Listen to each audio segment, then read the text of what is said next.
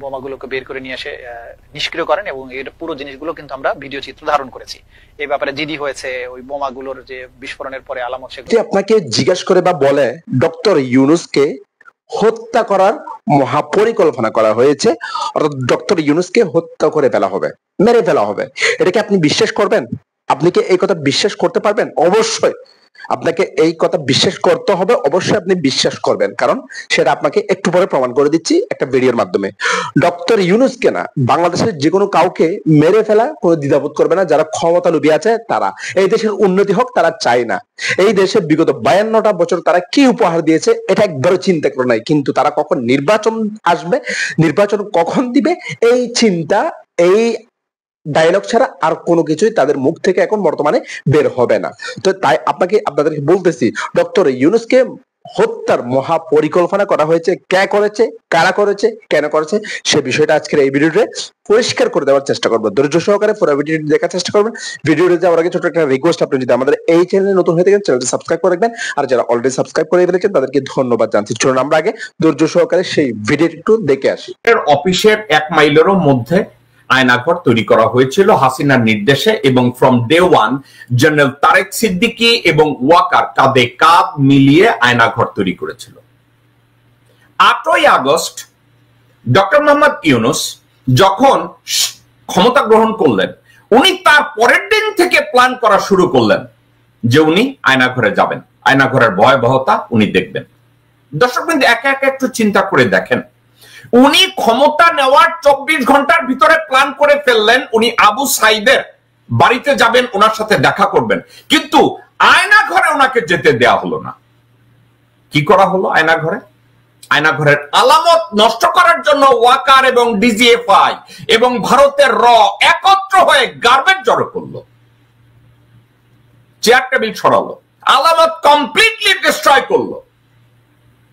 Doctor ইউনূসকে বারবার বলা হলো আপনি ওখানে যাবেন না, আপনি যদি ওখানে যান একটা অ্যাক্সিডেন্ট করাতে পারে, অ্যাক্সিডেন্ট হতে পারে, বিভিন্ন অজুহাত তৈরি করা হলো।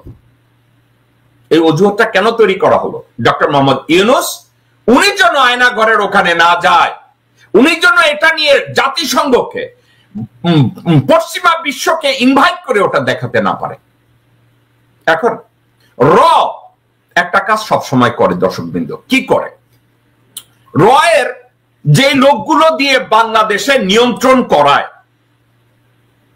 যদি দেখে তাদের স্বার্থসিদ্ধি হয়ে গেছে অথবা ধরা পড়ে, তাদেরকে সহ র মেরে ফেলে। তো তারা চিন্তা করেছে ডক্টর মোহাম্মদ ইউনূস কোনোভাবে যদি আর্মির কথা না শুনে, ওয়াকারের কথা না শুনে, ডিজিএফআই এর কথা না শুনে, ইউনূসের চারপাশে লুকিয়ে থাকা জেনারেল হাফিজ অথবা জেনারেল ফেরদাউসের কথা না শুনে, তাহলে তাদের সবাইকে সহ ইউনূসকে মেরে ফেলো। তারা ষড়যন্ত্র করলো। কি ষড়যন্ত্র করলো? ইউনূস সাহেব প্ল্যান করলেন, হঠাৎ করে উনি ফেব্রুয়ারি মাসের 10 তারিখে অলমোস্ট কনফার্ম, কাউকে জানালেন না যে আমি আয়নাঘর দেখতে যাব। হঠাৎ করে উনি বললেন আমি আজকে যাবই। যখন উনি বললেন যাবই, তারা আগের থেকে ওখানে টাইম বোমা সেট করে রাখলো, টাইম বোমা সেট করে রাখলো। ডক্টর ইউনূস সাহেব উনি চিন্তা করলেন আমি ওখানে যাব, ওখানে যাওয়ার আগে আন্তর্জাতিক ট্রাইব্যুনালের তাজুল ইসলামকে সহ আরো ইনভেস্টিগেটরদের সহ ওনারা ওখানে যাবেন। জেনারেল ওয়াকার ওখানে টাইম বোমা সেট করালেন যাতে একত্রে ডক্টর মোহাম্মদ ইউনূস, তাজুল ইসলাম সহ আন্তর্জাতিক ট্রাইব্যুনালের প্রত্যেকটা লোক যেন ওখানে অ্যাসাসিনেট করা যায়। টাইম বোমা সেট করলেন। এখন দর্শকবৃন্দ, র এখানে অনেকে বলবে ওখানে যখন তাজুল সাহেব গিয়েছে, ওখানে যখন যারা টাইম বোমা পেয়েছে জিজ্ঞাসা করেছে, একটা বালতির ভিতরে যখন টাইম বোমা বেরিয়ে আসলো, জিজ্ঞাসা করা হলো এগুলো কোথা থেকে এসছে। ডিজিএফআই লোকজনরা আয়নাঘরের দায়িত্ব নিয়োজিত হায়নারা বলল আমরা জানি না। দর্শকবৃন্দ, আমরা জানি না বোমা সেট করে রাখার পরে ওই হায়নারা বলছে আমরা জানি না এই টাইম বোমা কোথা থেকে আসছে। তাজুল ইসলাম এই বিষয়টা নিয়ে এর আগে কথা বলে নাই, কিন্তু তাজুল ইসলাম হঠাৎ করে এটা নিয়ে কথা বললেন। শুনুন তাজুল ইসলাম কি বলে। আপনারা হয়তো অনেকে জেনে থাকবেন যে আমরা ওই সময় যখন প্রধান উপদেষ্টা তার পরবর্তীতেই সফরে যান, তার আগে আমরা গিয়েছিলাম, তখন আমরা যখন এই যে ডিটেনশন সেন্টার গুলো এগুলোকে নানানভাবে আলামত নষ্ট করা হয়েছে, রুম গুলোকে নানানভাবে ভেঙে চুরে বিকৃত করা হয়েছে, সাউন্ড প্রুফিং ম্যাটেরিয়াল ছিল, টর্চারের যন্ত্রপাতি ছিল, এগুলো সরানো হয়েছে, গার্বেজ দিয়ে নানান ধরনের ফার্নিচার, ময়লা আবর্জনা দিয়ে ডাম্প করে রাখা ছিল, যাতে করে ওখানে রেডিলি কেউ ঢুকে কিছু বের করতে না পারে।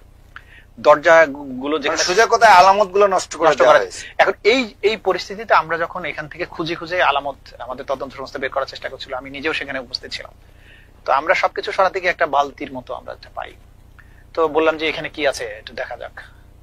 তো আমাদের ইনভেস্টিগেটর প্রসিকিউটর ওরা কি করেছে, বালতিটাকে উপর করে ঢালার চেষ্টা করেছে, একটু সাথে সাথে 5টা বড় বড় সাইজের বোমা তার দিয়ে লাগানো একটার সাথে, এবং এক পাশে একটা টাইমার লাগানো, সেটা বেরিয়ে আসে। আমি তখন সামনে ছিলাম, ভয়ঙ্কর অবস্থা। তো সাথে সাথে আমি চিৎকার দিয়ে বলছি যে স্টপ, আস্তে করে রাখো। রেখে আমরা ওই অবস্থা রেখে রুম থেকে দ্রুত সবাইকে বের করে দিলাম। দিয়ে তো ওখানে যারা দায়িত্বপ্রাপ্ত ছিল অফিসার, তাদেরকে আমরা বললাম যে এটা কিভাবে আসলো, তো উনি বললো আমরা জানি না, এটা তো আপনাদেরই এলাকায় জুরিসডিকশনে। তো এরপরে আমরা ওইটাকে সিল করে দিয়ে চলে আসি। চলে এসে পরের দিন 26শে জানুয়ারি আমরা bomb disposal unit rapid action ব্যাটালিয়নকে আমরা চিঠি দেই যে এখানে এই জিনিস আছে, এটা আপনি তাড়াতাড়ি নিষ্ক্রিয় করার ব্যবস্থা করেন। 27শে জানুয়ারি ওনাদের পুরো টিম গিয়ে বোমাগুলোকে বের করে নিয়ে এসে নিষ্ক্রিয় করেন, এবং এর পুরো জিনিসগুলো কিন্তু আমরা ভিডিও চিত্র ধারণ করেছি। এই ব্যাপারে জিডি হয়েছে, ওই বোমাগুলোর যে বিস্ফোরণের পরে আলামত সেগুলো জব্দ আছে, এভরিথিং ইজ ফুললি ডকুমেন্টেড। এবং আমরা তখন তাদেরকে বলি যে যেহেতু প্রধান উপদেষ্টা এগুলো দেখতে আসবেন, আপনারা ভালো মতো সুইপ করেন, কারণ উনি আসার পরে যদি এই ধরনের ঘটনা ঘটে তাহলে পুরো জিনিসটা কত ভয়াবহ হবে। এরপরে সুইপ করা হয়, এবং আমরা তখন কিন্তু এই বিষয়টা নিয়ে কথা বলতে চাইনি, কারণ এটা প্রধান উপদেষ্টার সফরকে বাধাগ্রস্ত করতে পারে। সবকিছু মিলিয়ে আমরা আমাদের কাজের স্বার্থে এটা বলিনি। দর্শকবৃন্দ, একটা কথা, আমরা বাংলাদেশিরা কিভাবে লোকজনদেরকে বুঝালে তারা একটা জিনিস বুঝে। জেনারেল ওয়াকার 17 বেঙ্গলের অ্যাক্টিং সিও হিসাবে সোলজারদের সহ দাঁড়ায় থাকলেন পিলখানায়, ভিতরে ঢুকলেন না। বলা হলো আপা নিষেধ করেছে, ঢোকা যাবে না। এই জেনারেল ওয়াকার মেজর অবস্থায়, জেনারেল ওয়াকার তার ব্রিগেড কমান্ডার হাকিমকে, ব্রিগেডিয়ার জেনারেল হাকিমকে ডিসোবে করলো, ডিসিপ্লিন ব্রেক করলো, তারপরেও তাকে ওখানে রাখা হলো, তাকে ব্রিগেড কমান্ডার বানানো হলো 46 এর। লন্ডনে কোর্স করতে যাবে, ভর্তি পরীক্ষায় পাস করে নাই, ডোনেশন দিয়ে তাকে ওখানে ভর্তি করানো হলো। ভারতে পাঠানো হলো এমএসজি, ভারতের সেনাপ্রধান, ভারতের প্রতিরক্ষা সচিব, তাদের সাথে 9 বার তাকে ভেটিং করানো হলো, তারপরে তাকে আর্মি চিফ বানানো হলো। ওয়াকারের তত্ত্বাবধানে আজ পর্যন্ত বিডিআর পিলখানার বিচারকাণ্ড সুষ্ঠুভাবে তদন্ত করতে দেওয়া হয় না। ওয়াকারের তত্ত্বাবধানে জনগণের উপরে হেলিকপ্টার থেকে গুলি করে আমার মা বোনদের বুককে ঝাঁঝরা করে দিয়েছে, বাচ্চাদেরকে মেরে ফেলেছে, শিশুদেরকে মেরে ফেলেছে, মাকে গুম করেছে, বাবাকে গুম করেছে, সন্তানদেরকে গুম করেছে, যা প্রত্যেকটা অপকর্মের সাথে ওয়াকার জড়িত। ওয়াকার এবং জেনারেল মুজিব, যে মুজিব বিশ্ববিদ্যালয়ে গিয়ে সারে জাহাজে আচ্ছা গান গেয়েছে, তারেক সিদ্দিকের গুণ তারা এখনো ওখানে বসে আছে বাংলাদেশে ধ্বংসযজ্ঞ চালানোর জন্য। ওয়াকার বলেছে সে দেশে শান্তি আনবে, এবং কতগুলো অদূরদর্শী রাজনীতিবিদ, অদূরদর্শী লোকজন, অদূরদর্শী বেকুবরা বসে আছে। ওয়াকার বাংলাদেশের সালভেশন নিয়ে আসবে, রাজনীতিতে সালভেশন নিয়ে আসবে, রাজনীতিতে রিফর্ম নিয়ে আসবে। ডক্টর মোহাম্মদ ইউনূস দায়িত্ব নেওয়ার পর থেকে ওয়াকারের ধান্দাবাজি, রয়ের ধান্দাবাজি ধীরে ধীরে প্রকাশ পাওয়া শুরু করলো। যখন রয়ের ধান্দাবাজি প্রকাশ পাওয়া শুরু করলো, তাদের সামনে একটা এলিমেন্টস ছিল। সে এলিমেন্টসটা কি? কোন একটা অজুহাত দিয়ে ডক্টর মোহাম্মদ ইউনূসকে যদি অ্যাসাসিনেট করা যায়,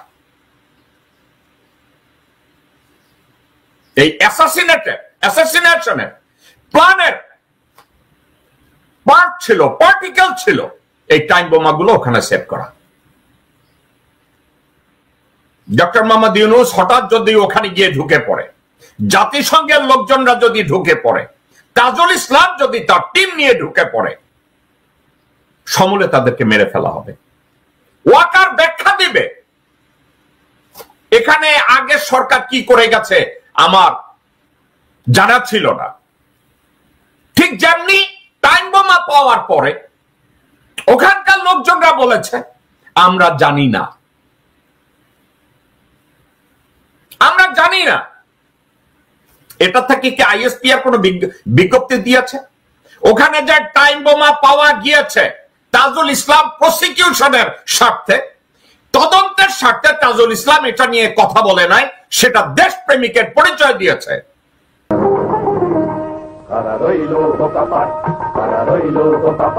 ভেঙে ফেল কর রেল পাট রক্ত জামার শিকল পুজোর ভাষণ বেদি, ওরে ও করুণ নিশান, ওরে ও করুণ নিশান।